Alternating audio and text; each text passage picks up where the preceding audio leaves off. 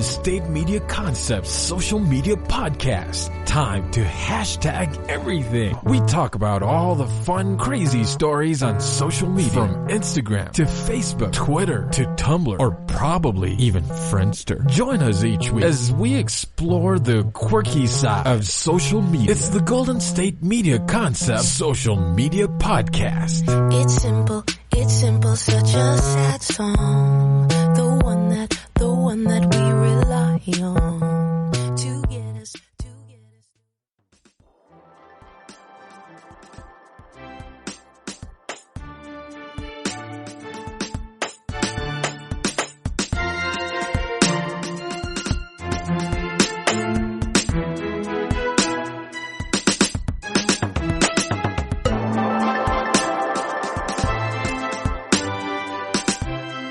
Howdy, partners. I'm from Texas, so. Anyways, welcome back to the GSMC Social Media News Podcast. Thank you for tuning in. I'm your host, Devan Harris, and at this time, when this podcast will be streaming to you, we'll be celebrating New Year's. So I hope all of our listeners out there have had a safe and happy New Year's. Don't do anything I wouldn't do. Just kidding. So, this will be a fun show to celebrate the new year. We'll be talking a little bit about what we can expect to happen with social media and new streaming platforms that are coming to us in 2020. We'll start off by talking about Zac Efron, America's sweetheart. He was rushed to the hospital, care-flighted actually, and almost died while filming his new survival show, Killing Zac Efron, ironically. Did he die? Who knows? I hope he didn't. Would I be talking about it? I guess just tune in to find out. We'll be talking a little bit about YouTube and its streaming platform, as well as its biggest content producer, PewDiePie, who has to this day grossed the most revenue from his content. This guy makes millions. He's made millions. He makes $1 million a year through doing YouTube. We'll talk about Kevin Spacey. We'll talk a little bit about what's happening with Lyft and Uber, the public transportation apps. The companies are under fire because numerous reports of sexual assaults have come out in the past couple of weeks, and they've been reported by the platform's users. So stay with us right here. We'll dive into all of that, and let's jump right in. So I don't know about you guys, but the survival show culture and idea has been around for a little bit. I'm talking Bear Grylls, Naked and Afraid, Survivor, all that kind of survival show in this era. So Survivor has been around for years. And it makes somewhat of a spectacle of amateurs trying to survive for an extended period of time in the wilderness for entertainment value.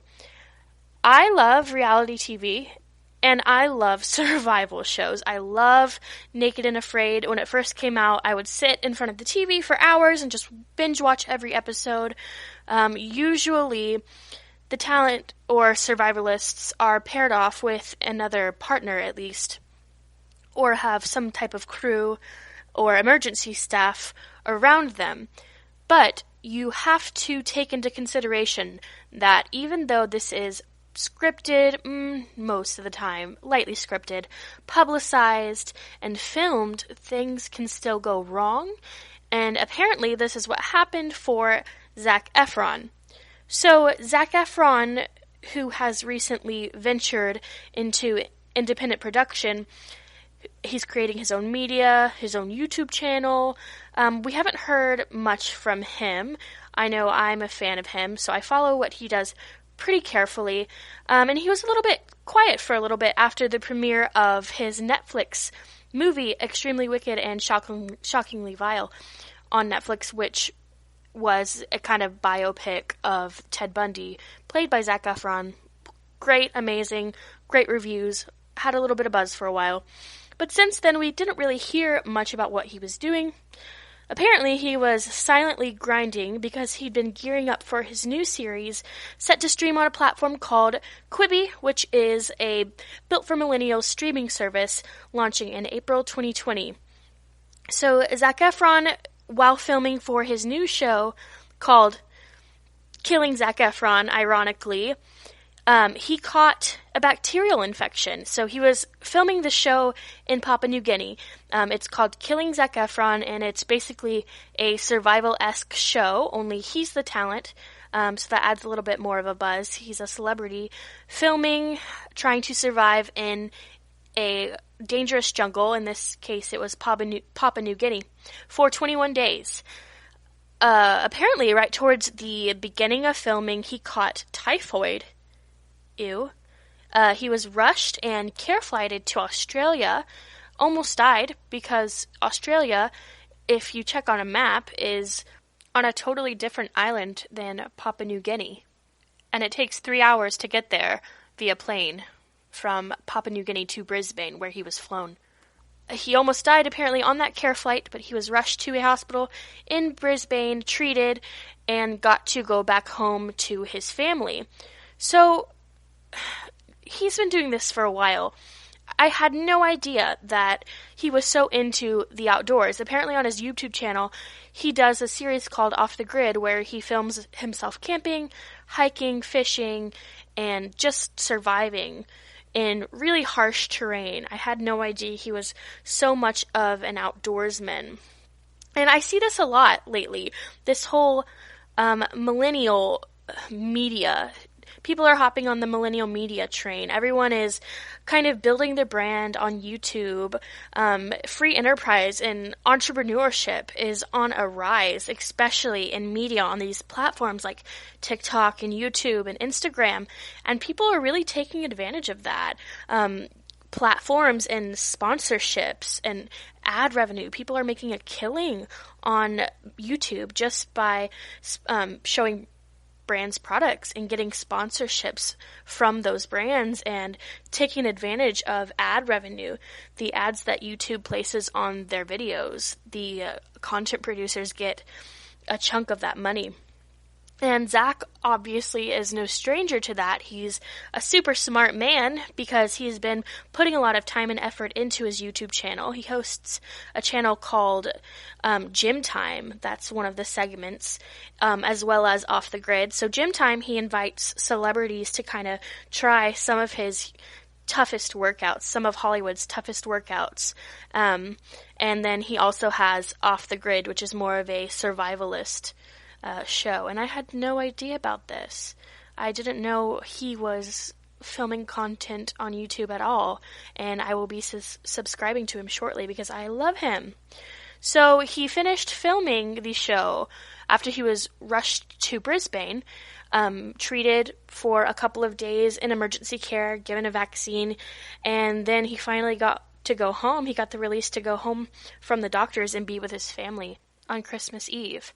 And can you imagine being in the hospital, being a celebrity in general, and not being able to see your family 250 days out of a 365-day year, and then you contract typhoid on Christmas Eve? Can life get any worse? But it all ended well. He was able to go visit his family on Christmas Eve, and he ended up going back and filming 3 more weeks in Papua New Guinea. I don't know if I would go back after a scare, after almost losing my life, but he seems to know what he's doing. Maybe it was a slip-up, but this is definitely a show I would watch. I had no idea that Quibi was even a thing, and it is set to launch in April 2020, so happy birthday to me and all of my fellow April babies. Also coming to Quibi, a Punk'd remake, which is quite exciting for 90s babies because I remember early MTV and VH1 back ages ago, and those were some of the shows I would watch. I would watch Punk'd, and I would watch Flavor Flav, and Next, that dating show, and Parental Control. Jason Blum and Guillermo del Toro will be producing content for Quibi, so it's It's going to be good. So watch out for Quibi launching April 2020, and that's when the whole platform is premiering. So coming up, we'll talk more about YouTube Stars, the platform that is rising and transforming the way people make their money, and why top grossing content producer on YouTube, PewDiePie, plans to take a break in 2020. I know that he just got married to his lovely wife, Marza, earlier this year, so that probably has something to do with it. All right, we'll be right back with the GSMC Social Media News Podcast.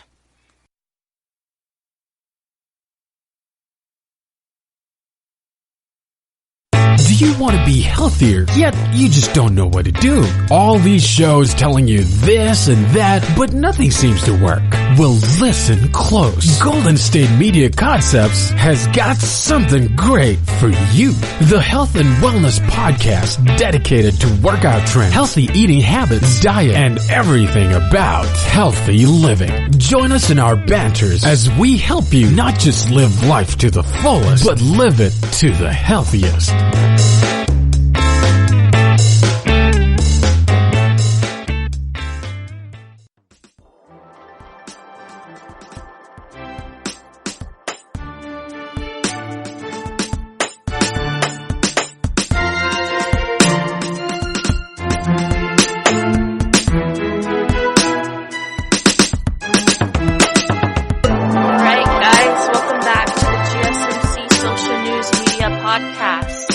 So, in the last segment, we talked a little bit about Zac Efron and his kind of scare while filming his new show. And then we talked a little bit about how he's venturing into YouTube. So, we're going to talk a little bit more about that. YouTube has always been pretty involved. It came to a head probably in the late 2000s, maybe 2010 to 2013. It started to really skyrocket. And I remember whenever I started initially getting on YouTube, I was pretty young, and you still had all of the original content producers. Nobody was really leading yet, but somebody that has been doing this for almost 10 years. We're going to talk about him right now. So PewDiePie, also known as Felix, is a top YouTube content producer. He's originally from Sweden, and his thing was he reviewed video games and played through them, reacted to video games. And he is really funny. He was really skilled at what he was doing, but he was actually really funny, and I think that's what drew people to him. He was just kind of loud and out there. This kid, he's not a kid anymore. This guy is now earning $15 million a year from YouTube. He is the top grossing YouTube content producer on YouTube's platform. It's crazy. Just from sitting and making videos every day. He's earning $15 million a year. So his content has changed throughout the years. He now makes things on whatever he wants. So he's done reactions to popular media. He's done a couple of music parodies, Q&As, and his coveted YouTube Rewind, which is basically all of YouTube meme and funny videos, all of that stuff put together in a video to kind of show what happened throughout the year. And he releases that late December before the new year. And it's always been a pretty big hit. So, PewDiePie, his name is Felix. He lived in Sweden. He's been uploading every day for 10 years. 10 years. Every day. He's gathered about 102 million followers as of 2019, and he is YouTube's top content producer. Top. He's paid the most. He has the most subscribers. It's been that way for a while. And you have to wonder, does this dude live at his computer? Does he sit there? If he puts out a video every single day, does he sit and where does he go? What does he do? I can't imagine being at my computer for hours and hours editing every single day. Whenever I'm sitting at my computer for more than a couple of hours, my brain starts to fall out of my ears. It starts to ooze out of my ears and trickle down my chest. Ugh. Apparently, this is exactly what's happening to him, though, because he released a statement in one of his videos last week that he was taking a break from YouTube. Probably because he just got married. That's just my guess, though. So, PewDiePie married his longtime former content producer, Marza. She produced her own content for a while. She had her own name. It was Cutie Pie on YouTube, and she reviewed beauty and hair, nails, makeup, stuff like that. They met in 2011. She originally was from Italy. And she emailed him back when YouTube was kind of, you were able to email your favorite YouTubers, and it wasn't such a crowded platform to where they could email you back and see what you were writing to them. She emailed him saying, "Hey, I like your videos." And that's how they got together. And so, they'd been together since 2011, and after 8 years, he finally proposed. And I say finally, but 8 years, that's almost a decade. And I'm all for waiting. I'm an impatient person. I'm all for knowing, for sure. But can you imagine having millions of eyes on your relationship? Like front and center.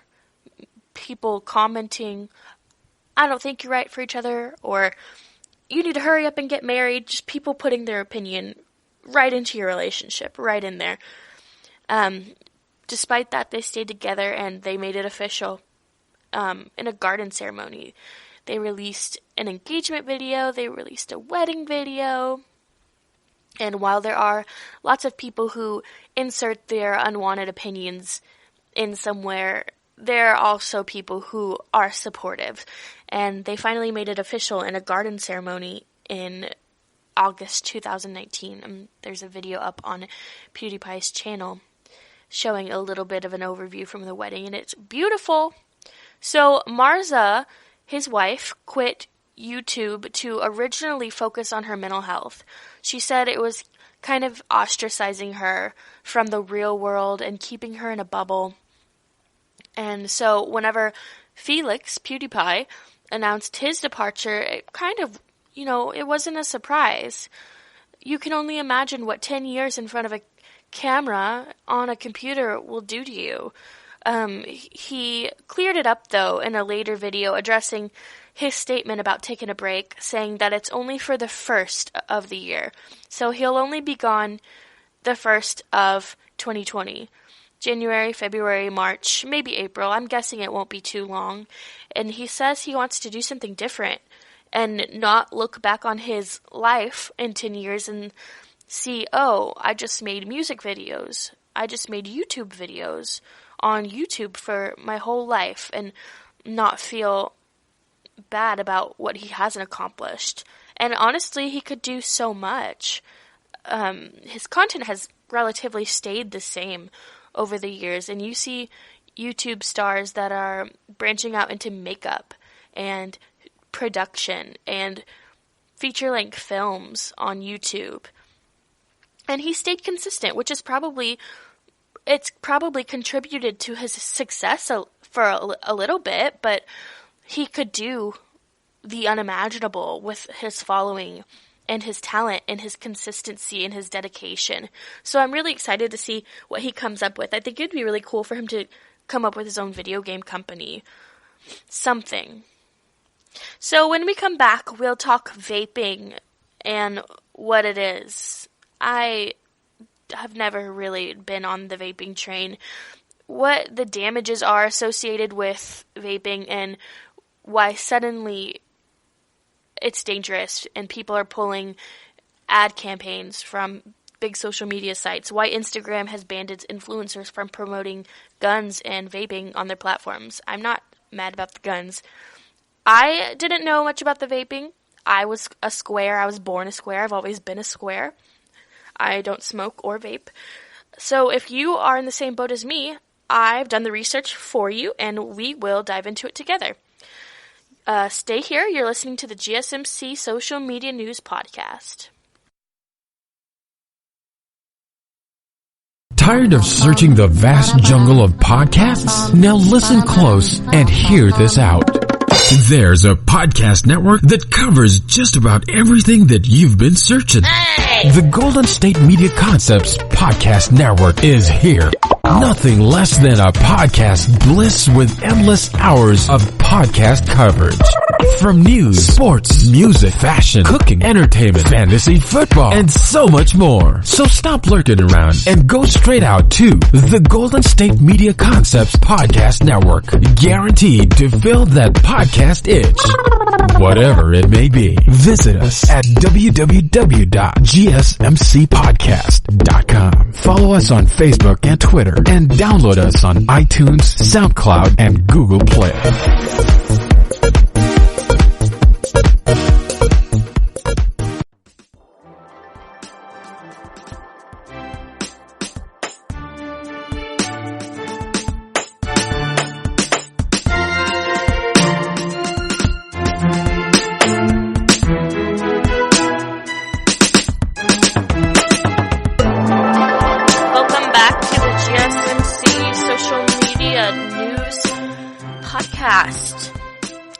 So, whenever we left off, we were talking a little bit about PewDiePie and how his YouTube success has led him to become one of the top content producers on the platform. And we're going to talk now a little bit about Instagram and a little bit more about YouTube, but mostly we're going to talk about vaping and how Instagram is now pulling ad revenue and sponsorships from vaping and weaponry from their platforms. So, vaping, for those of you who don't know, I didn't know. I was a good kid. Not saying that anybody who vapes is bad, but go back and sit into, a biology anatomy course, and you'll realize it's really not the perfect alternative to smoking. Go get some help. So, what is it? Vaping was created as an alternative to smoking cigarettes. Basically, you have nicotine, vegetable glycerin, and propylene glycol in a little cartridge, and it heats up, and then you inhale it, and it's like a vapor. So it's created and marketed as a safe alternative to smoking. But that is wrong, and it is very harmful. So the ingredients in here, you have, of course, the nicotine, nicotine was used as a pesticide to kill bugs. It's a pesticide. So if it kills bugs, can you imagine what it does to you? What it does to your lungs and what it does to your nervous system? There's the vegetable glycerin, which is just the sweet component, what makes it sweet, the vapor sweet. And then you have the propylene glycol. So this mimics the smoking hit, that kind of rough burn. And I mean, I'm a good kid, but I had my adventurous days, and I think, if anything, that's probably what turned me off of smoking. The burn. I didn't, that was hard for me to take. So why in the world would somebody look to mimic that? I guess that's for your habitual smokers that want to feel like they're actually smoking something. So the most kind of upsetting thing about this new wave of Juuls and e-cigs and pods and everything is that these companies know their audience. They know what they're doing. They're targeting young kids, and I'm not talking college or high school, middle school, and even younger. They're marketing people the way this Juul and the way the e-cigs and the vapes, the way they look, the cool factor, the fruity flavors. Kids like sugar. Kids like things that taste good. The psychology behind all of these things. These marketing executives are marketing to kids, and that's disgusting. Nicotine is a pesticide. Like, we're not bugs. Some of us, maybe, but I'm not. I'm not a bug. And the flavors are addicting young children. So there have been people ending up in the hospital. 27 patients back in September ended up in the hospital on ventilators for breathing. They claimed, all these claims are coming out of young people being hospitalized for this unknown respiratory illness. Somebody even died from it, from the lung damage. 200 other cases have been reported, not hospital cases, but 200 cases of coughing and respiratory illness have been reported.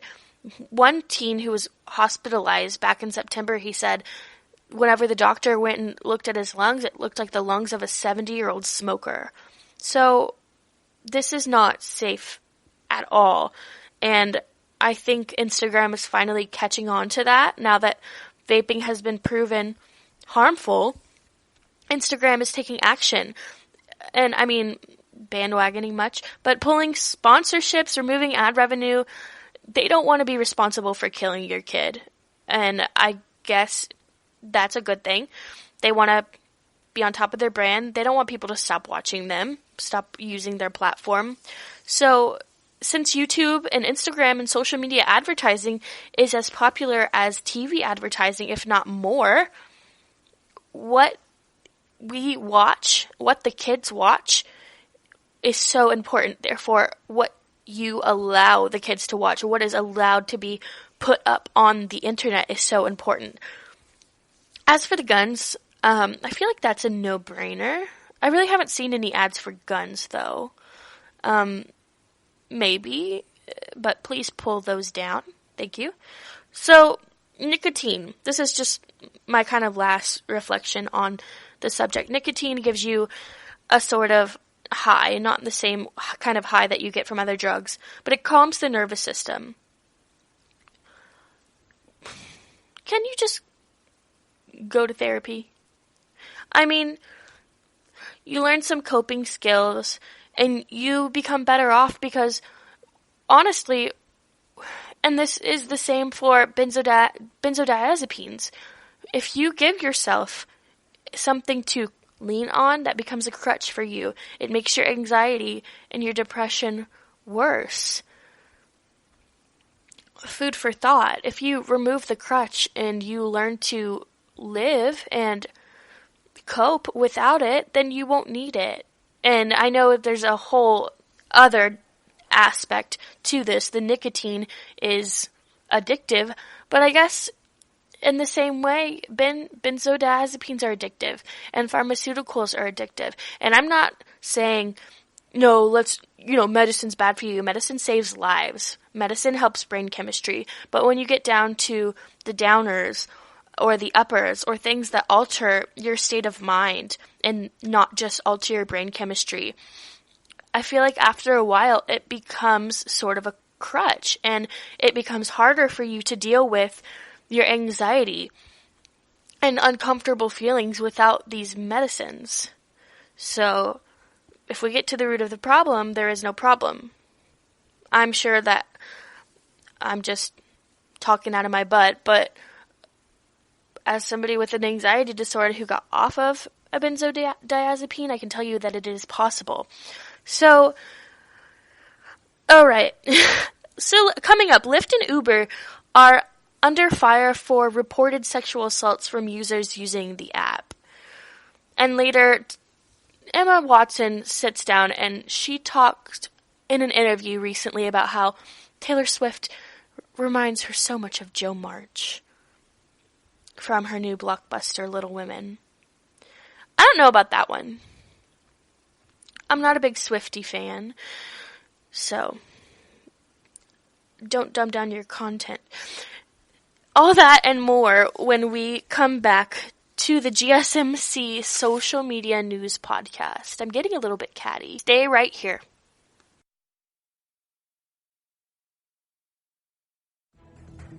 Want to find out what movies to go see? Then check out the GSMC Movie Podcast. It's your ticket to the latest movies, whether it's a new blockbuster event, romantic, comedy, or action flick. This show has got it all covered. They talk some what to go see now. Don't bother. What's hot on Netflix and everything in between. That's gsmcpodcast.com/movie-podcast. When it's all about the movies, it has to be this new show. Don't forget to like them on Facebook and follow them on Twitter. Visit gsmcpodcast.com for more info.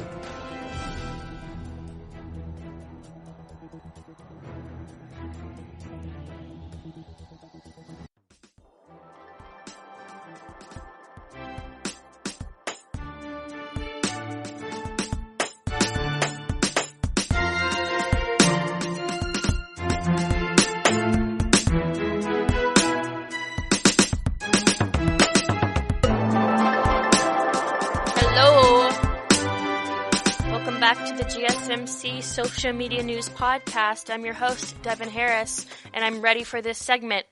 So, in the last segment, we talked a little bit about vaping and Instagram. We're going to shift gears a little bit.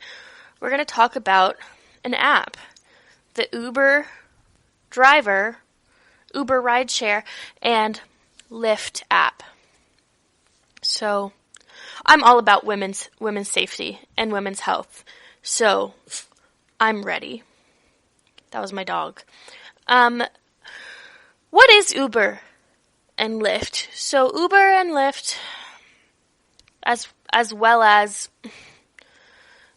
goodness, are there any other rideshare programs? No. Uber and Lyft are essentially what I said, rideshare programs.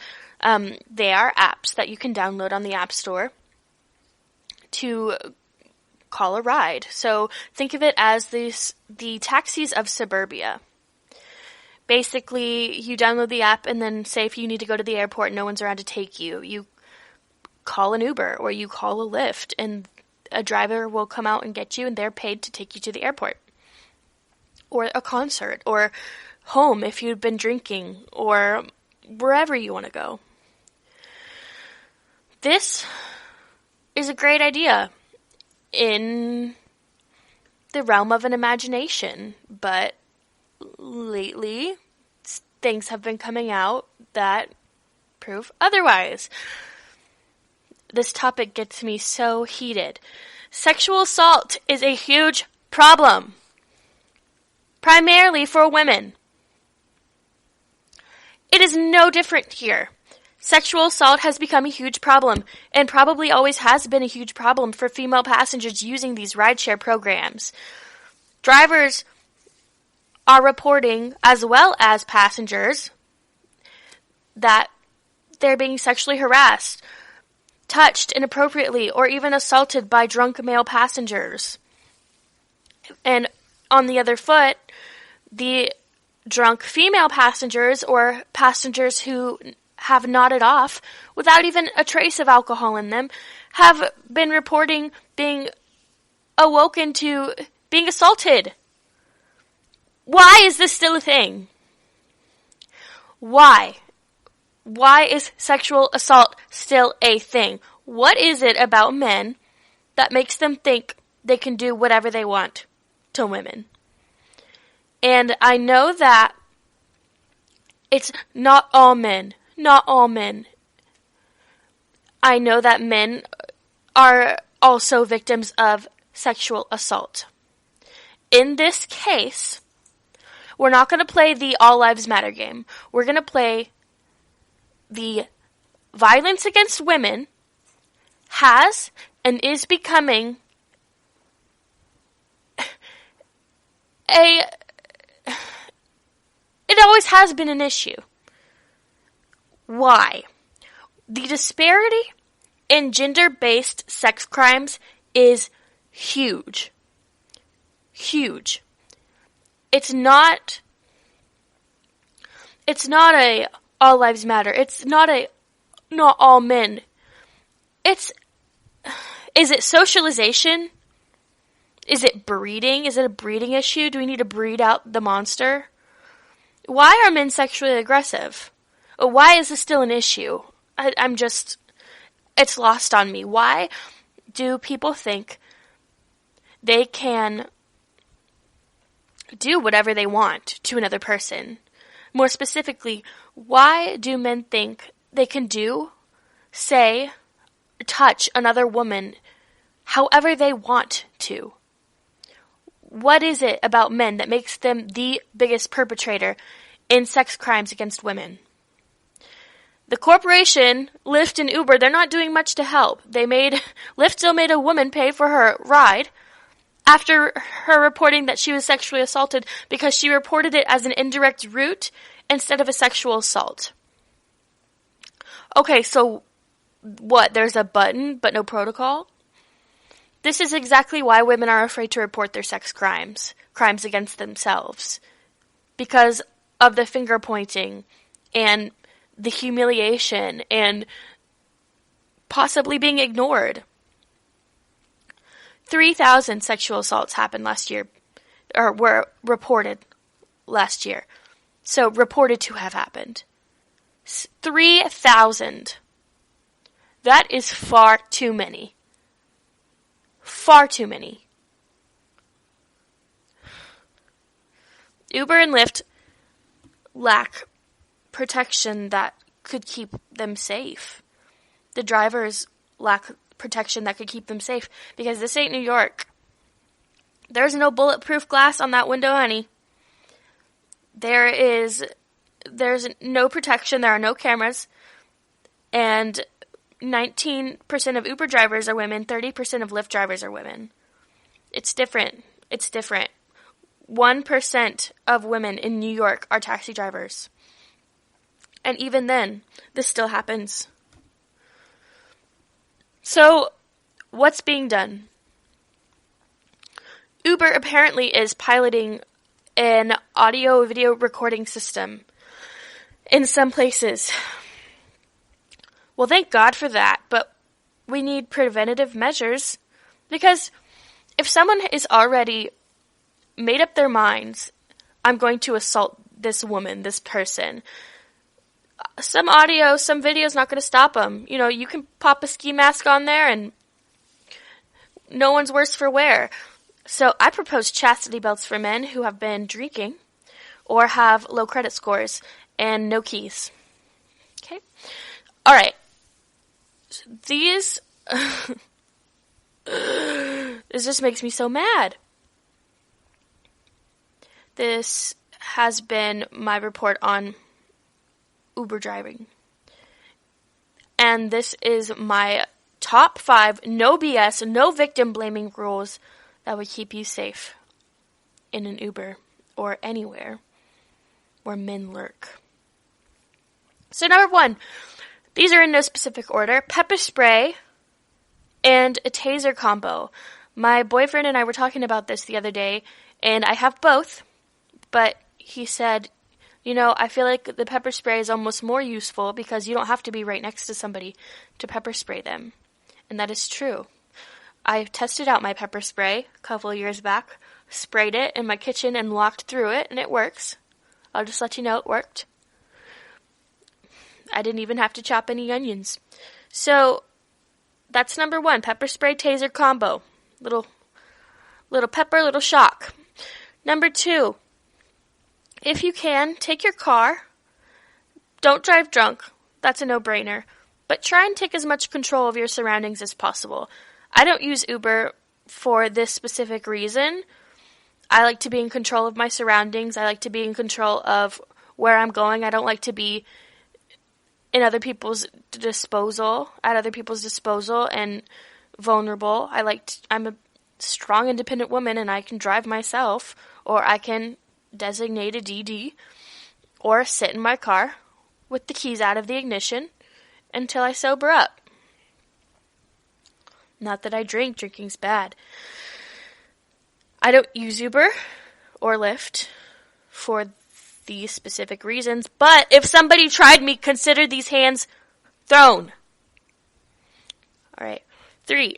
Invest in some self-defense. I mean, like, invest in classes. That should be a government grant to women. Free self-defense classes, because if they can't even control their men, and we're going to be predisposed to violence, then at least give us some help. Dang. Okay, 4. Record. Many people and thieves are deterred from video. My uncle was in Hong Kong for business and was driving around. They have a huge black market thing over there. And he got into a car. The driver started going a weird way. He didn't know what was happening, so he pulled out his phone. Driver pulled around, dropped him back off, and he saved himself from being kidnapped. So if you think something's sketchy, put your phone out and record. Might save your butt. And 5. Screw being polite. Screw being polite. If you smell fishy, don't get in there. If you use your intuition. If something's off, don't be afraid to let them know, I know what's what. You're not going to try and pull one over on me. I may be a woman, and although I am at a biological disadvantage, I'm smart. And I can detect BS. Be that badass woman. If someone's giving you creep vibes, shut the door, say, sorry, I'm going to call another one. Screw politeness. It's your life or being polite. Which one are you going to choose? All right. When we come back, we're going to talk about the Emma Watson Taylor Swift thing. I'm not a Taylor Swift fan. I already made that clear. All right.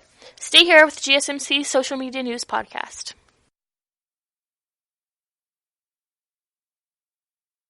Always on the go, but the day just won't be one without your Hollywood fix. Let Golden State Media Concepts Entertainment Podcast take care of that. Jordan and Keith is Entertainment Tonight meets Access Hollywood. I'm Jordan. The guy laughing, that's Keith. Yeah, I'm Keith. An all-inclusive look of pop culture.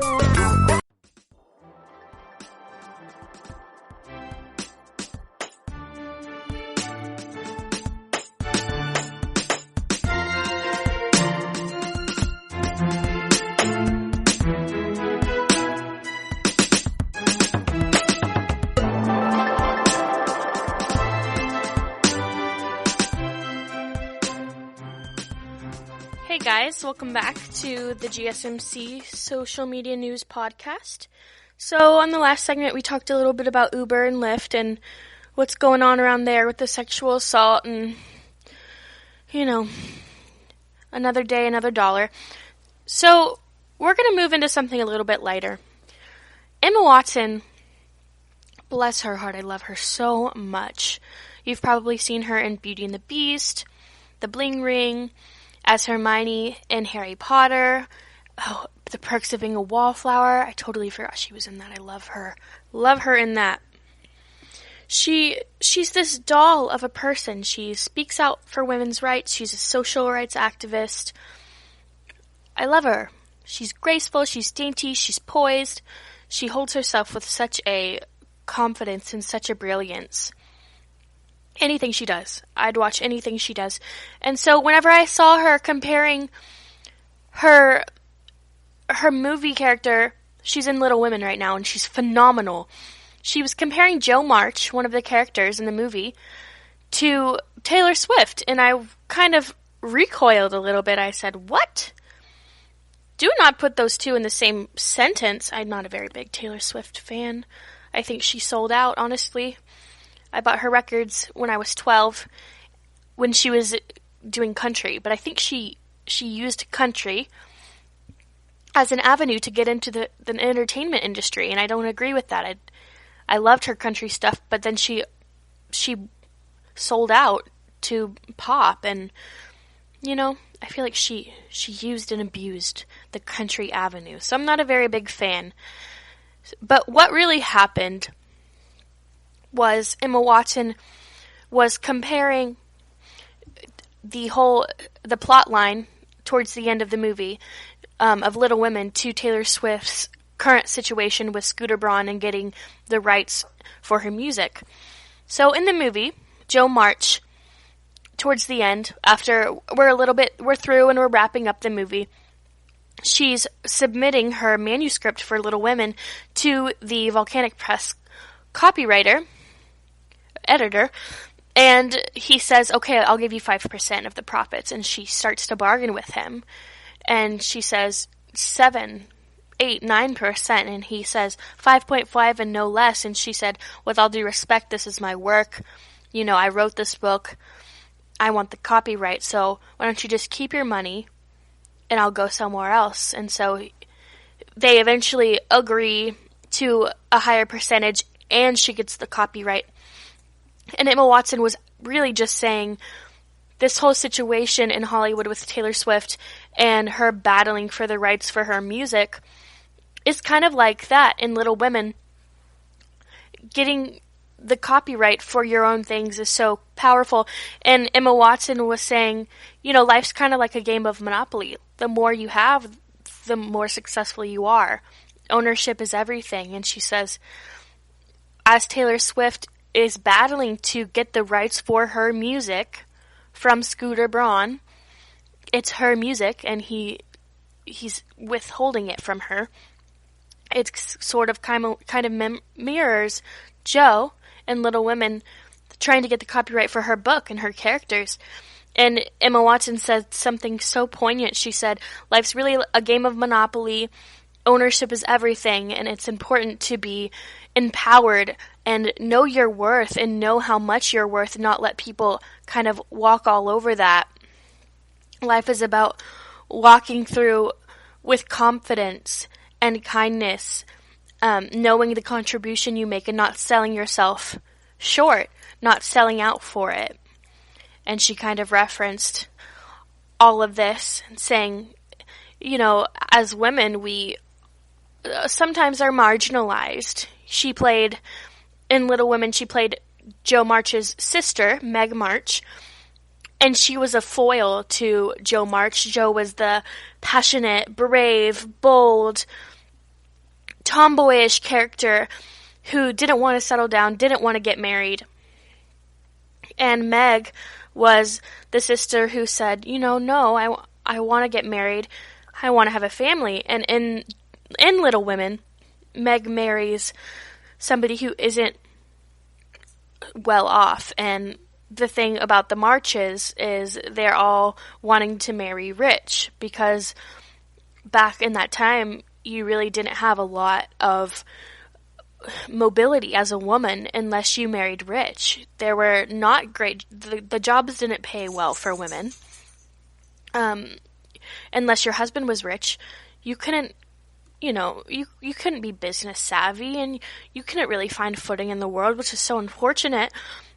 But Meg's character married poor, and it spoke a lot about, domestic strife is often overlooked and not as important as, say, becoming a big CEO. Being a wife or being a mother is kind of placed on a lower, state of value than being a boss, and it's just untrue. Just because people's dreams are different doesn't mean they're any less important, and that's one of my favorite lines from the movie, which Emma Watson says herself as Meg. She says to Jo, just because my dreams are different than yours doesn't mean they're not important or valuable. And it's so true.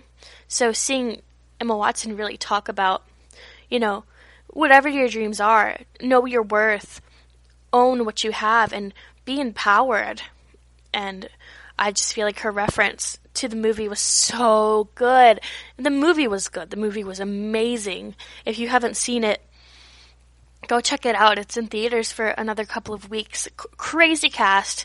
Meryl Streep, Saoirse Ronan, Florence Pugh, Laura Dern, Emma Watson, of course, and a couple of newcomers. Timothée Chalamet, for any of you Timothée Chalamet fans, I personally couldn't stand him in this movie.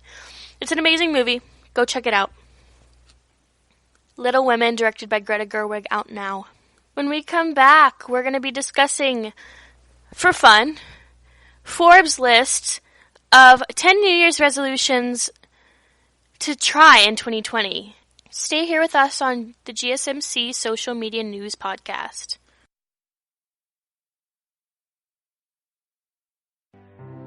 The GSMC Life and Happiness Podcast takes you on a journey of exploration. We'll discuss tried and true methods alongside the latest trends of how to best live your life to its fullest and happiest. From psychology to meditation, science to self-help books, the GSMC Life and Happiness Podcast will help you to discover what makes you happy and how you can live life being the best you possible. Download the GSMC Life and Happiness Podcast on iTunes, Stitcher, SoundCloud, Google Play, or anywhere you find podcasts. Just type GSMC in the search bar.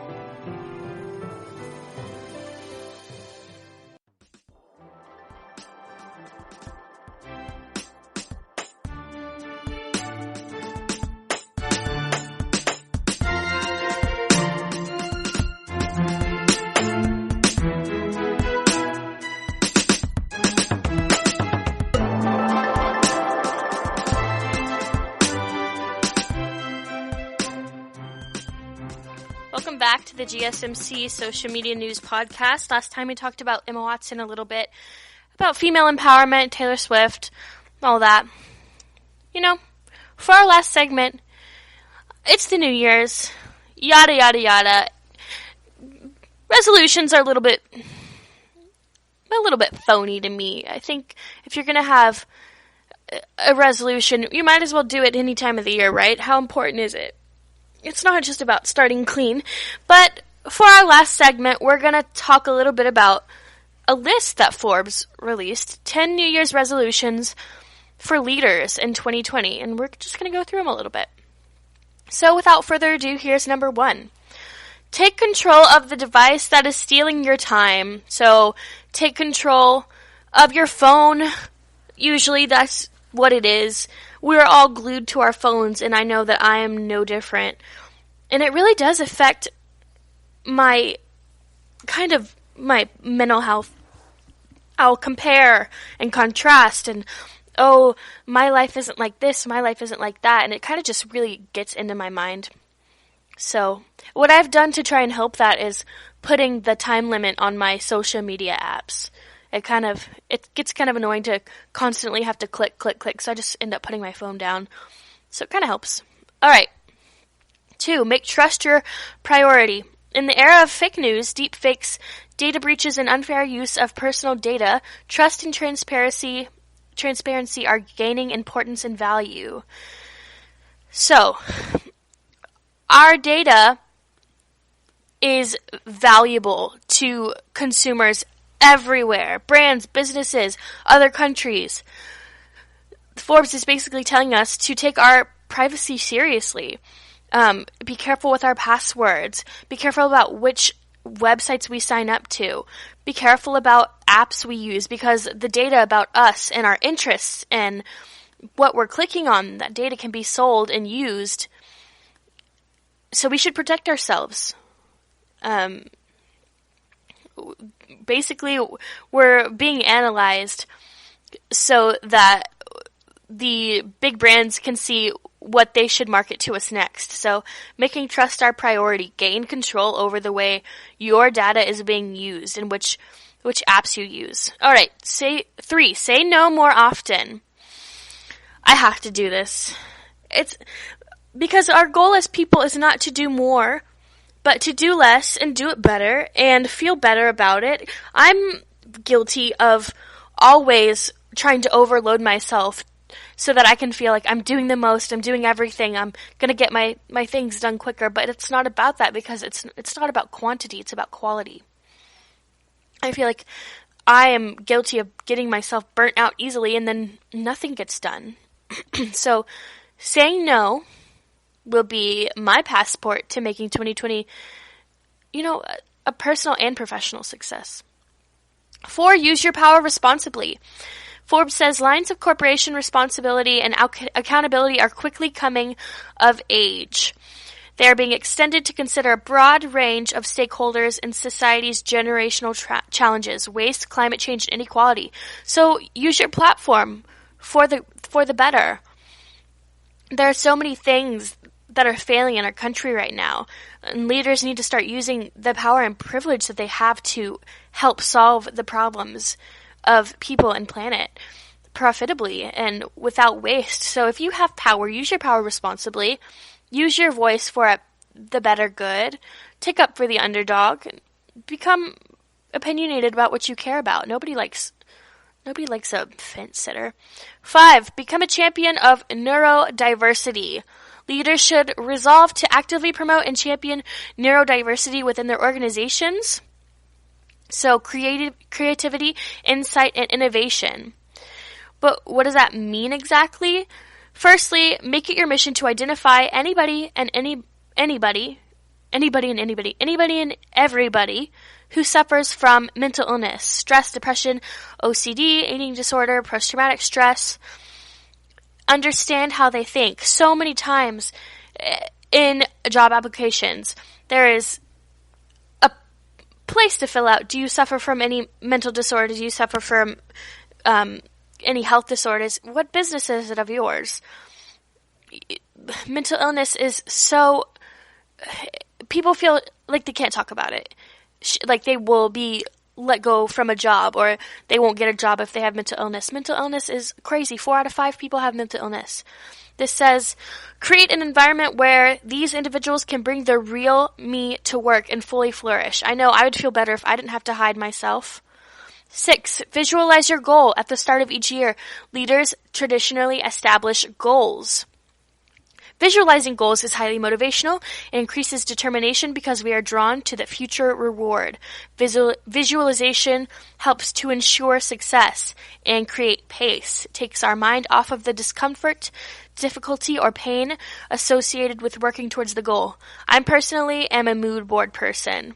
I'm a vision board, mood board, and whiteboard person. Summon your inner revolutionary.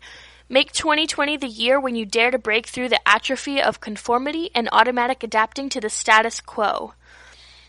So, don't just adapt to, this is how we do it. This is the default. Be a role model for doing something different that serves others better. Developing work that inspires rather than informs. Creating environments that nurture. Sharing stories. Building more trust. Connecting with your team and the people around you. Do something different. Get out of your comfort zone and think, what is the consequence of not doing this? Commit to memory. 8. Even in the Google age, when we have a wealth of information at our fingertips, business leaders should not underestimate the power of a good old-fashioned brain-powered memory. And this could even go to school-aged people. I know that I get bogged down, I procrastinate, and then I rely on cramming and memory to do my schoolwork, and I don't learn anything. It's just stressful. If I sat and I learned things, I would get so much more out of my schooling. Commit things to memory. Learn. Don't just memorize. 9, reframe power in your organization. And 10, improve the employee experience. Every leader should resolve to dramatically improve the modern work experience so that employees can do their best while loving every second. Because isn't a workplace just as weak as its most unhappy employee? Anyways, those were our 10 list of traditions for leaders to try in 2020. As always, thank you for tuning in to the GSMC Social Media News Podcast. I hope you guys have a safe and happy new year. Party it up. Make those resolutions. Maybe start the dieting resolution on January 2nd. That's what my dad's doing, and I thought that was a brilliant idea. Remember to give us a like on our Facebook, Twitter, Instagram. Leave us a good review. That'll always help us out. And as always, keep tuning in. Have a great day. You've been listening to the Golden State Media Concepts Social Media Podcast, part of the Golden State Media Concepts Podcast Network. You can find this show and others like it at www.gsmcpodcast.com. Download our podcast on iTunes, Stitcher, SoundCloud, and Google Play. Just type in GSMC to find all the shows from the Golden State Media Concepts Podcast Network. From movies to music, from sports to entertainment, and even weird news. You can also follow us on Twitter and on Facebook. Thank you, and we hope you have enjoyed today's program.